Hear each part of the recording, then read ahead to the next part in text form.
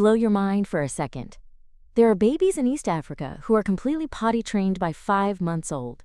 5 months. Meanwhile, the average American kid isn't out of diapers until they're 3 years old. So what are we missing? Hi, I'm Jessica L. Stevenson, author of the Step-by-Step Guide for First-Time Parents.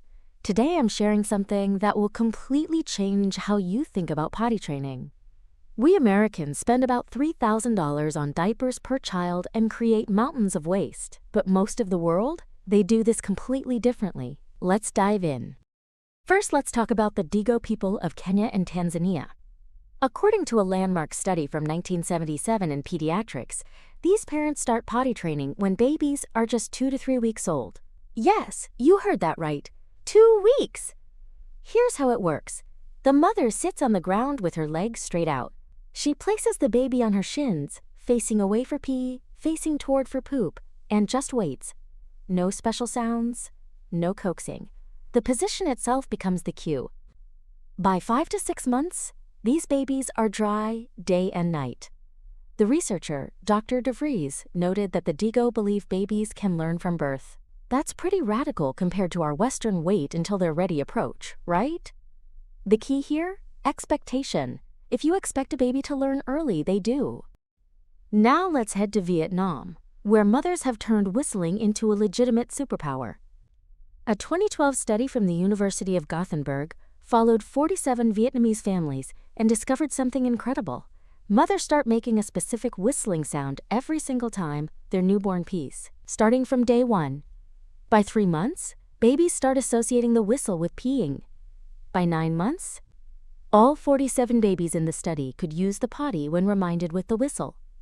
By 24 months, completely independent, no pull-ups, no sticker charts, no potty training boot camps, just whistling. The research actually backs this up. The Vietnamese study found that early trained babies completely empty their bladders more effectively and have fewer UTIs than kids trained later. One Vietnamese mother explained, "We start from birth because babies are born with the ability to learn. Why wait?" Think about it. We train our dogs to pee outside by taking them out consistently and giving them cues. Why wouldn't the same principle work with babies? And then there's China. Oh, China went and invented pants that basically potty train themselves. They're called kaidanku, or split-crotch pants. And yes, they're exactly what they sound like. Pants with a giant split down the middle so kids can squat and go whenever, wherever. I know it sounds shocking. I certainly did a double take the first time I saw them. But these pants have been China's answer to diapers for centuries. Kids wearing them are typically potty trained 14 months earlier than their diaper-wearing peers. Here's why they work. The pants make the child an active participant. They feel when they need to go. They squat. They go. No sitting in wet diapers, teaching them to ignore their body's signals. One mom in Beijing told researchers she preferred split pants to diapers because, and I quote, "Diapers teach babies it's okay to soil themselves." When you think about it that way, we're kind of the weird ones, aren't we? We literally teach our kids to pee and poop on themselves for years, then act surprised when they resist using a toilet. Now, before you throw out all your diapers and start whistling at your baby, let's be real. These methods work because of how these societies are structured. Vietnamese and Chinese grandmothers are often full-time caregivers. African mothers carry babies constantly in those early months. The whole community supports and expects early training. Meanwhile, most of us are trying to juggle daycare drop-offs and Zoom calls while debating whether our 3-year-old is emotionally ready to give up their Lightning McQueen pull-ups. But here's what's cool.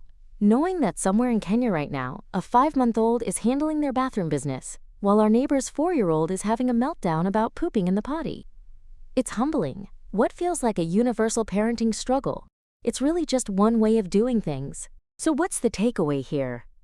Maybe we've made potty training harder than it needs to be, or maybe we've just accepted that teaching a stubborn 3-year-old is the price we pay for not having to hold a newborn over a toilet 12 times a day. Either way, there's something fascinating about learning how different cultures approach the same challenge.